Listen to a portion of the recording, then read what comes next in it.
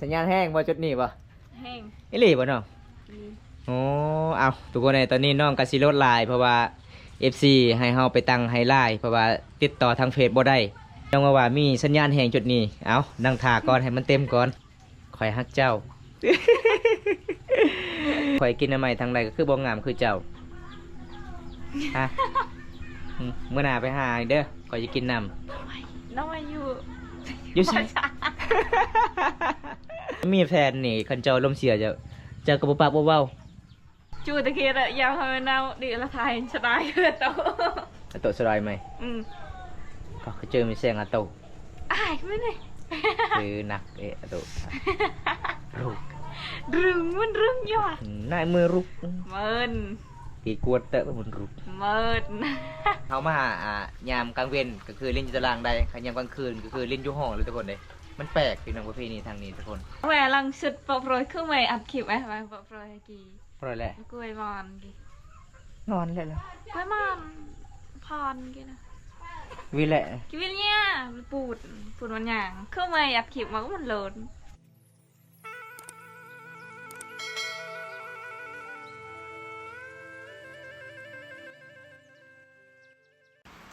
สบายดีชาวตะแนว สบายดี แต่เป็น ป้าช่วยตะมอย มาช่วยไทยมาช่วยขึ้นไปชง ไม่ชอบ ชงแขกมาเมื่อเช้านี่บ่เห็นมาตอนนี้เป็นตอนแรงๆให้งามกว่าเก่า ยัง FC ทักหาเจ้าคือเจ้าบ่ตอบเลย แต่บ่ต้องบ่ฮับอีกเขาว่า บ่ฮู้ส่วนลายเพจเจ้านี่เขาค้นหาว่าบ่เห็นเพจเจ้าเป็นภาษาลาวตั้งเป็นภาษาไทยได้บ่ฮะ ได้ ได้เนาะ หาบ่เห็นเขาว่าหาผิดชาวตะแนว หามันยาก เอาเป็ เด้ นลายเด้อว่ะ มันเป็นภาษา เอไล่ ภาษาลาวมันยากติดต่อยาก ง่ย เจ้าหั่นน่ะ คนไทย โอ้ คน มา ล มื้อนี้ต้นแล้วบ่ได้มาหากันงามลายเนาะ งามไว้ขี้ร้าย มีบอกคนอยู่บ้านนี่มีบอกว่าเจ้าคือหลาย มี บ่ได้ว่าเจ้าพี่ได้นะ มี มาวันนี้อายุจักปี 15 15 เอ้า เอ้า ฮอด16เนาะ น้องเจ้าได้จักปีน้องเจ้าน่ะ คนใด น้องเจ้าได้จดทางอันนั้นข่อยถามมื้อนั้นน้องเจ้านี่จักปีเจ้าเว้าน่ะ คนใดฮะนะ เออ ผู้ชายฮะ6 ปีไว้ 6 ปีผู้หญิงกันเด้ผู้หญิงกันน่ะใหญ่ใหญ่ๆหั่น 3 13เอ้าจะบอกวันนั้นว่า100 ปี โอ้ยพี่น้องเอ้ยนี่สาวตะเดียวคนสวยมาพี่น้องแต่งโตวมื้อนี้งามหลายทุกคนเลยน้องฮากามาแต่บ่แม่นน้องฮากามาแต่เมืองบ่คืองามไปเลยนะมาแต่ฮันเวียดเขาเห็นเจ้านะ บ่บ่ บ่ หาผู้บ่าว บ่มี บ่มีผู้บ่าว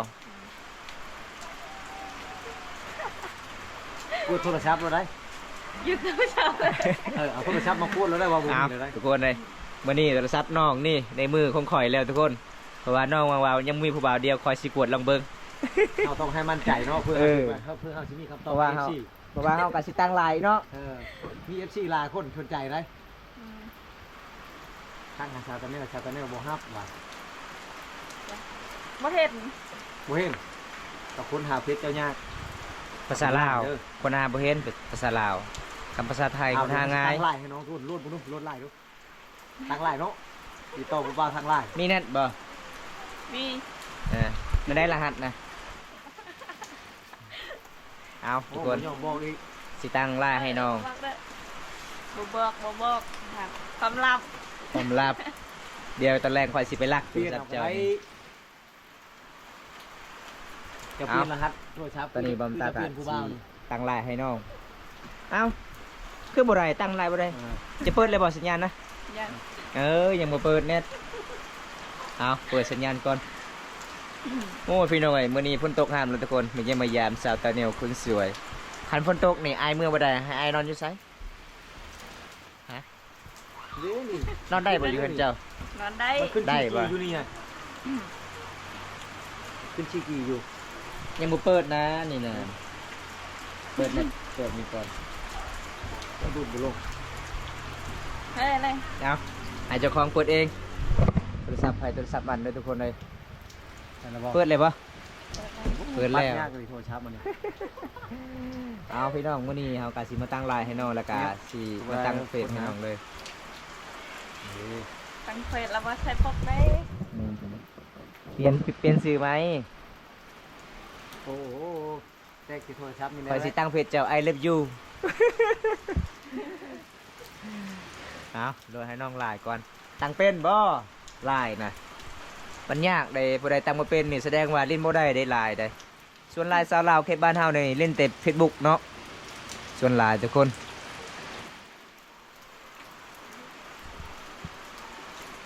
กินข้าวกินน้ำเลยบ่มามื้อนี้ กินแล้ว อาหารหยังคืองามแท้จุก กินน้ำมัน ป้างามยนกินทำไม บ้านนี้ขนาด โอ้ยพี่น้องเอ้ยงามยนกินทำไมเด้อทุกคนถ้าผู้ใดสนใจทักหาน้องใดเป็นยังไงสั่งอาสิ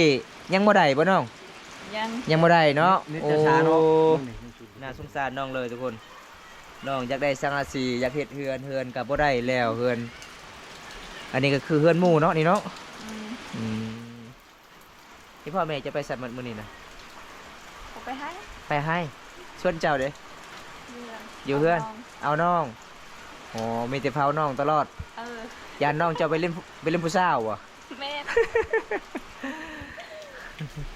สาวตาเดียวคนสวยทุกคน สาวบานป่าหมู่บ้านยังนี่นะ บันสวง บานสวงสวงคันขากบ่แม่น โม บ่ แมน สวงยัง สวงยัง ตรงไต สวงใต้สวงใหญ่อยู่ไสสวงใหญ่นะ คุณ สวงเหนือเด้ จักว่าสวง สวงเหนือบ่มี แต่มี อ้าวอยู่นี่บ่แม่นว่าสวงเหนือ ตรง โอ้ ไต สวงใต้หมดเนาะ บุ้ยช่วงเหนือ โอ้ มีแต่เหนือบุ้ยใต้ อืมมีแต่ไตบ่มีเนื้อ มีแต่ใต้บุ้ยเหนือ แปลกเลยเนาะหมู่บ้านเจ้าเนาะเพราะว่าหมู่บ้านสวงนี่มันเป็นสีหมู่บ้านทุกคนหลายที่สุดเลยพี่น้องไอ้สาวลาวก็หลายเนาะสาวลายเนาะส่วนลายสาวลาวคนนี้เวลาเขาไปลงไปแอนทึกใจนี่มีแตัวหาเที่ยงหน้าโลด โอ้ชูมือนี่บ่พาไปแล้วเพลงนั้น คอยช่องเทื่อเลยเด้พาผู้สาวไป พักอย่างเดียว ฮอดเที่ยงหน้าแล้วผู้สาวบอกว่าโอ้ยยุ่งหลายเมื่ออายเมื่อ กลับมาอีกโอ้ยพี่น้องเอ้ย โอ้จะยุ่งผู้ชายไปเพลงหน้าได้แล้วจ้ะเนาะ ไปแล้วเธอหนึ่งกับสาวตาเดวนี่ ถ้าไปไปแล้ว หยอกได้ทุกคนเลยเพราะว่ามันเป็นสมัยตะกี้พี่น้องสมัยตะกี้แต่ก่อนเดี๋ยวนี้มันมีแล้วถ้าถึกใจมาลงในแอนสาวลาวเขตนี่กะให้บอกไอ้พลอยแม่ไอ้น้องมาคอมันเป็นตามประเพณีฮี12ของ14บ้านเฮาพี่น้องเมื่อนี้เฮามาเล่นในแอนสาวลาวก็คือเฮาเวลามายามกลางเว้นก็คือเล่นอยู่ตารางได้เด้ใครเวลากลางคืนนี่เล่นบ่ได้อยู่ตารางหักเนาะรหัสจะเนาะ อืม แปลกอะไรเลยทุกคนเลย สาวตาเดียวคุณงามขาดอง30 ล้านเนาะแม่นบ่ แม่นแม่น โอ้ บ่รู้บ่ บนลุดแล้ว บ่รุดคือว่าเจ้าสิรุดคอยสิมันเลยมื้อนี้ 35ได้บ่ แทงได้อีก คือสาวกกอันเด้ขาดอง50 ล้านรุดได้บ่รุดได้60โย โอ้ช้า สัญญาณทราบบ่ ปล่อยปล่อยถ่ายจากมือปล่อยปล่อยจากมือ บ่ขึ้นเลยสับข่อยบ่ขึ้นบัดนั้นมันน้องก็โทรไหม ดงเหี่ยวกึ วินแหละ เก้าพี่เละพี่วิ่งเลย อันไม่ดงไม่เบะโตะเอ้ย อืม มันไม่เบะดงไหม เหมือน ตาละเบะดงไหม เรือเป็นยังเหรอ เอ็นกินปังงวยเบียร์เลย อืมพี่ป้าอะไร เปิดเลยตัวนี้ยี่เจตัวนี้ยี่เจ มันเจ๋งเดี๋ยวมันจะเจ๋ง น่ะเบิร์นเบียร์ปรุงมาจากตลาด จ้างไปห้ามนะไปเอาอัน เจ้าหนูเจตึงหางปรุงมาที่นั่นเปิดเลยแปดตัวใบตัวหน่อย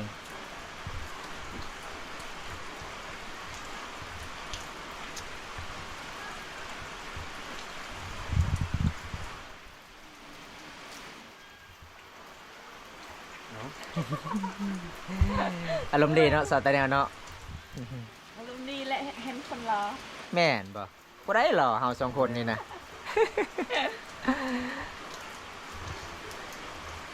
มา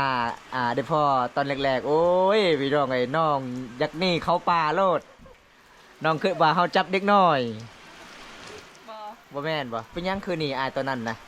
บอกล้า บ่กล้าบ่อ๋อคอยก็เลยเห็นเจ้างามคอยก็เลยแ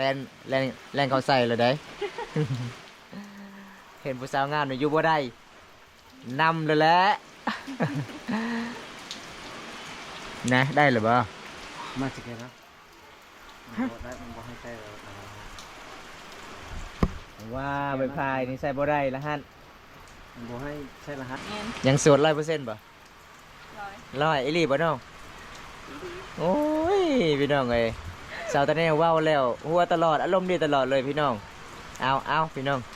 ตอนนี้มาเยี่ยมมายามทั้งเฮือนทั้งศาลเลยทุกคนเลยเกือบบ่ได้พอน้องบ่ว่าเฮาก็บ่ได้นัดกับน้องเฮาก็ตั้งใจจะมาหาน้องมื้อเช้านี้สุดท้ายบ่ได้พอน้องก็ไปแขกช่วงนี้ก็เฮ็ดเวียกมันหลายทุกคนเลยเฮ็ดเวียกเฮ็ดงานพี่น้องก็เลยบ่ได้พอน้องมื้อนี้ได้พอน้องยามแรงๆอาบน้ำเลยบ่ยามแรงนี่ยังไปหน่อยพาให้ไปอาบเด้อ โอ้มาอาบน้ำมือสวย น้ำยังจะอาบนะน้ำพ่นฮะ อาบน้ำพ่นแล้ว พอดีแล้วคอยกับสิอาบน้ำพ่นคือกันนี่นะเลาะเล่นเลยแถวหมู่บ้านเจ้า บ่ได้คือเท่า สัญญาณบ่แห้งบ่โอ้หมู่บ้านเจ้าสัญญาณยากเนาะอันอยากติดต่อเจ้านี่มันยากอะไรสัญญาณต้องใช้ไวไฟเอาทุกคนเลย ยำโมแห้ง มีบ่พระเจ้าใช้ไวไฟหมู่บ้านเจ้าบ่มีเนาะ คือใครแชทเชียงเอาเนาะ เมน คนใดจะร่วมในสาแนลคือว่าแชทเป็นเชียงเขาทุกคนครับว่าพิมพ์เป็นข้อความกันแล้วแหละเราบ่ตอบเลยอยากถามยังเล่นเราเนี่ย หมู่บ้านเจ้านี่อยู่ใช้สัญญาณแห้งนะ จ้า บ่มีบ่โอ้คันโทรหากันนี่แล้วเลยทุกคนเลยสายตัดตลอด มีแต่ชาวตะเนียไปย่างหาชันย่างคันเห็นเจ้าโอนบนในโทรหาบ่ได้โทรหาได้เลยถือว่า เจ้าขึ้นฮอดผู้บ่าวแล้วเจ้าไปหาสัญญาณ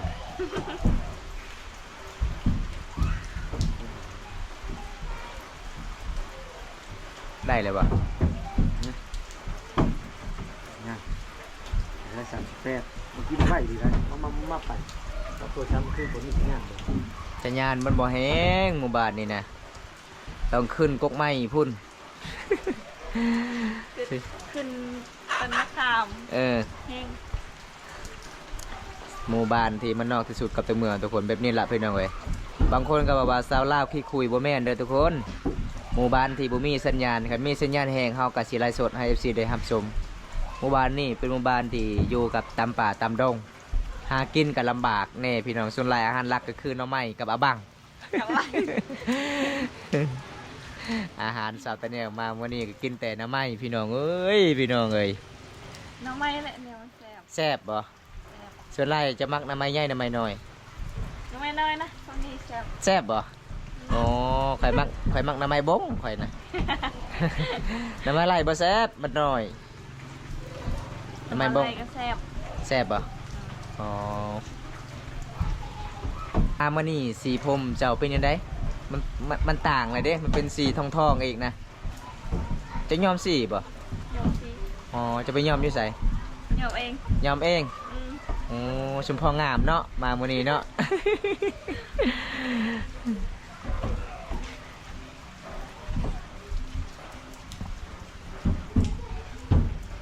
ส่วนลาวสาวลาวเขตนี้งามแบบธรรมศาสตร์เด้อพี่น้องเขาเจ้ากับบ่ทากระแปลงลายเด้อแต่มาเมื่อนี้ก็ได้พออยู่เฮือนอยู่ศาลน้องก็เลยแวะมาเล่นน้ำน้องก่อนตั้งใจจะมาหาสาวตาแนวสุดท้ายบ่ได้พอสาวตาแนวตอนเช้านี่โอ้ยเสียใจหลายเลย เอาทีมงานเฮาจัดให้น้องสิตั้งลายให้น้องสัญญาณบ่แห้งเนาะลำบากเนาะหมู่บ้านนี้เนาะ บ่ได้อยู่นี่ เห็นบ่พี่น้องเอ้ยสัญญาณมันสาเลยทุกคน โลดนี่โลดเอฟนี่ได้เลยตั้งข้าวเดียว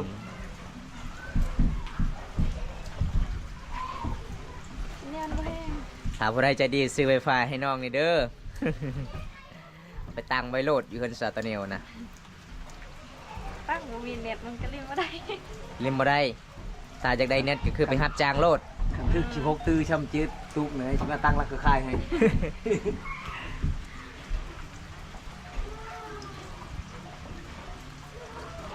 เบิ้งมันยัง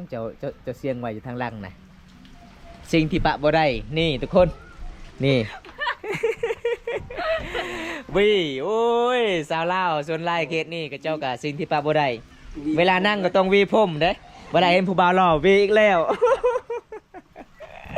สิ่งที่ขาดบ่ได้ความสวยพี่น้องเอ้ยก็คือวีไปทางใดก็ถือไปทางนั้นได้แล้วบ่ ยัง ยังบ่ได้ ได้หากได้ 38%บ่เบิ่งดู โอ้สัญญาณสาเนาะหมู่บ้านจะเนาะบ่มีสัญญาณเลยทุกคน โหลดแอปยากนะทุกคนถ้าโหลดแอปได้นี่เฮาตั้งเข้าเดียวหรอกได้จักเปอร์เซ็นต์เลย38 ทุกคนตอนนี้มันเล่นไม่แอนสาวลาวก่อนทุกคนเลยแบบนี้เด้แบบเคสสุดบทบ้านเฮาเล่นผู้สาวทุกคนเลย ฟ้องเขาเด้อ แบบเฮากะ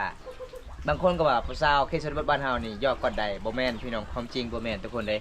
แบบตัวนั้นก็เป็นแบบสมัย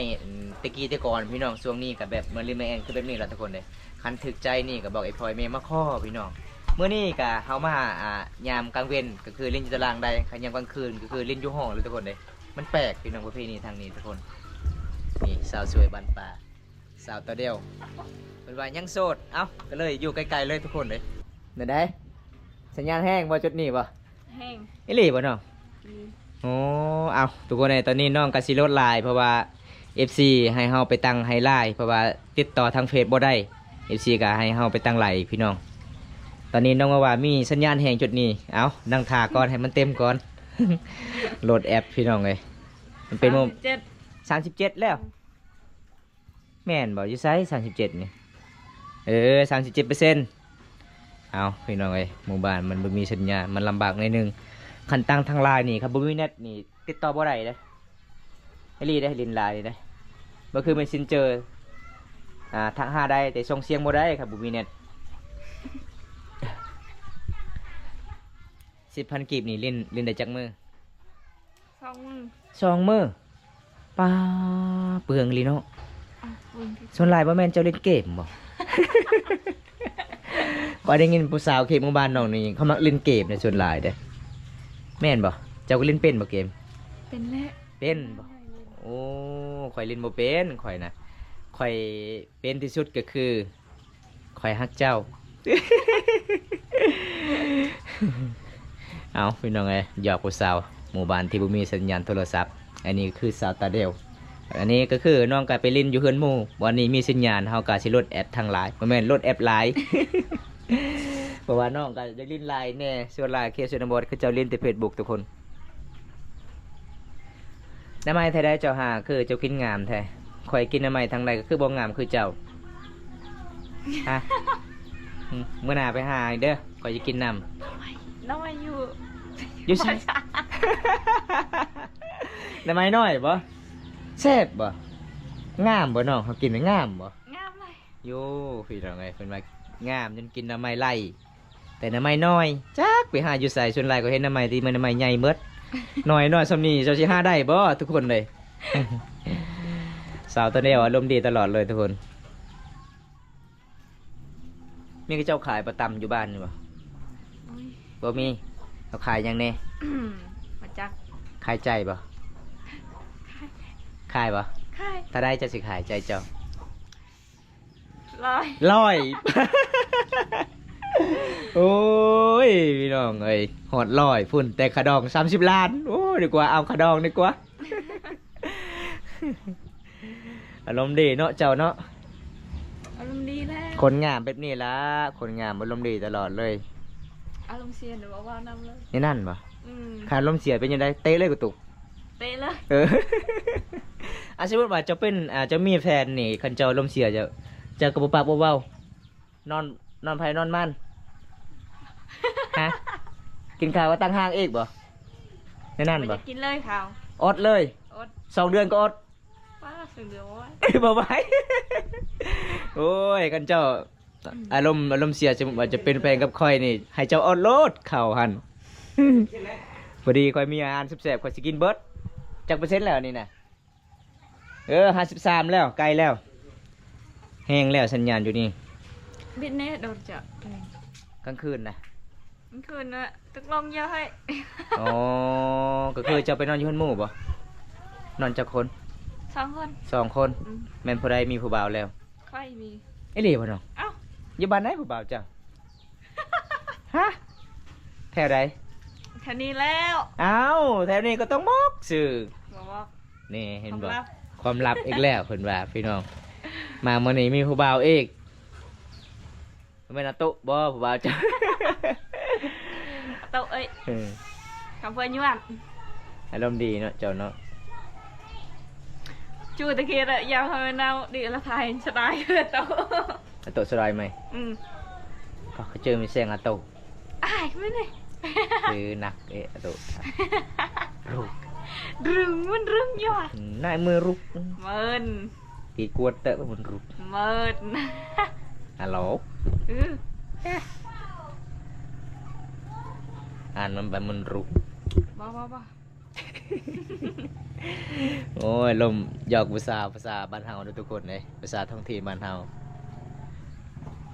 เอรุงก็คือยังโสดเด้อ บอกมันตัดสิแปะให้เลยเอรุงก็คือยังโสดเด้อทุกคนเลย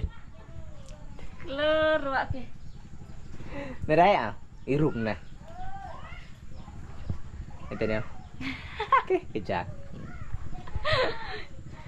ta đang con sao เสียดายเลยทุกคนเลยงามปันนี้บ่อยากเห็นหนังสือคนยังเอาพัวไว้ทุกคนเลย bo bo bo mà dân dân ao phùa บ่อยากเอาพัวอยากเอาหยัง dân yêu hương อยากอยู่เพื่อน โอ้ยัง3 ปีเป็นผู้สาวเฒ่าเลยได้ตอนนี้15 ปีแล้วยัง3 ปีกับเป็นผู้สาวเฒ่าเลยได้คันเจ้ายังบ่ทันเอาพัวเลย thau nè คันเฒ่านี่แล้วเลยมีผู้บ่าวเส้นหาเลย nè นี่เลยได้น้องเอ้ยเขตชนบทนี่18 ปีนี่เป็นสาวเฒ่ากลางบ้านเขาว่า เต็มเลยบ่เต็มแล้ว โอ้ยพี่น้องเอ้ยโหลดแอปมันสิยากในอยหนึงเมื่อวานนี้เด้อทุกคน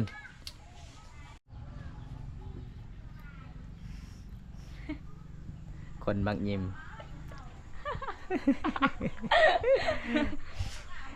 อารมณ์ดีทุกคนเลย คนมักยิ้มมาแดดลมดีอย่าลืมเสียกับคำเลย คันเจ้ามีผัวนี่เจ้าเวลาเจ้าหายนี่เจ้ามักยิ้มแบบนี้เจ้าบ่คิดว่าผัวสิยานเจ้าคิดว่าเจ้าบ่ได้หายเอาเจ้าคนมักยิ้มเด้คันเวลาเจ้าหายก็แบบนี้บ่เจ้าหัวแบบนี้บ่ หัวเลย อ๋อ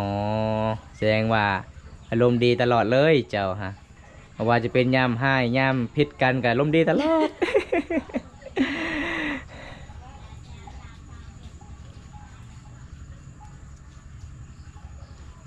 เอ้ยกระเอาซะเลยกัดที่สาม ครับพี่83อันว่า91มันเป็น13ฮะ93 87เลยมาไหม อันว่า91เลย87 88 88เอา80เต็มแล้วทุกคน เอายังมาเต็มได้ อย่านอนไหม อย่าเหรอ อย่าดงน้ำอย่าดงมาฮะ อ้าวน้ำไว้ มันเป็นมึงคำแบงไง อืม จ้าเอาแหวนลังสุดปอบโรยขึ้นมาอัดคลิปไหมไปปอบโรยกี่ ปล่อยแหละ กล้วยมอนกี่ นอนเลยเหรอก ล้วยมอนพรกี่นะ วิแหละ กี่วิลเนี่ยปูดมันอย่างขึ้นมาอัดคลิปมาก็มันโหลด ลูกไวยพร แกจะลูกไปฟันกี่พันละโรงงาน วินยังไงนะ อืม ก็ถ่าย ไหม หนังมันหักกัน มาเก๋ามันหลุดหมาม ยิงยาตะลุมันต้องมาเจาะกันน็อกไม่เหมือนฮะส่งไม่หักกัน เข้า บาระยี่เปิดไหมไม่ดีหล่นไหม บ้านอะไปชิเต็มแล้ว แล้วละบ่ได้จักเปอร์เซ็นต์เลยโอ้ต้องได้ขึ้นมานั่งอยู่นี่อย่างไรเนาะ96เลยโอ้มันง่ายเลยทุกคนเพื่อสิได้ร่วมกับ FC ฝั่งไทยนี่มันง่ายเลยชาวตะแนวต้องขึ้นมายืนอยู่ในเฮือนนี้เฮือนเขาบ่ให้จะบ่ บ่ให้ เล่นได้เนาะ บ่มีสัญญาณเนาะ เล่นได้แต่กลางเว้นกลางคืนนี่อยู่กับพ่อบ้านเนี่ยก็เจ้าห้าได้อยู่แบบนี้เนาะ พอดีเลยกลางคืนนี่ถึกใจนี่เบิ้ง เบิ้งเช็ดเต็มเลย อยู่แบบนี้ เต็ม เต็มแล้ว ร้อย เอา ตังเลย ตั้งเลยไหมเต็มแล้วต้องตั้ง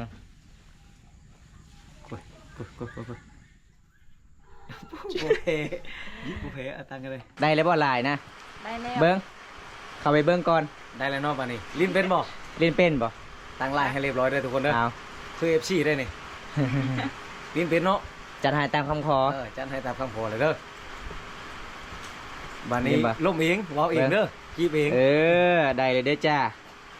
นี่ ก็คือลาย เสียงดังแกล้ง ของสาวตะเดียวพี่น้อง แม่น มา มา แล้ แล้ว ว นี่ทุกคนตะเนียวสำเร็จเฮาตั้งลายให้น้องงามเนาะ งามเลยขี้ล่น เบิ่งตัวจริงให้งามทุกคนเลยงามกว่าอยู่ในคลิปเด้อเพราะว่าน้องกะครั้งแรกลิ้นลายพี่น้อง ดีขนาดยิ่งหวานขนาดนานตั้งว่าผู้ย่างดีเลยเจ้าต้องปีนขึ้นมาเฮือนนี่แหละ